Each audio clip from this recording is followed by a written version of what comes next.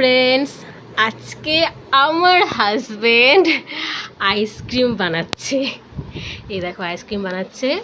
আইসক্রিমের মধ্যে দিয়েছে আমন্ড বাদাম, কাজু, এমনি বাদাম, চীনা বাদামও দিয়েছে।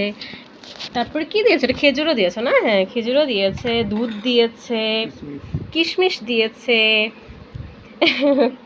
এগুলো দিয়ে হ্যাঁ তো বানিয়েছে আইসক্রিম। গরম পড়েছে তো বলে যে না একটু বানাই।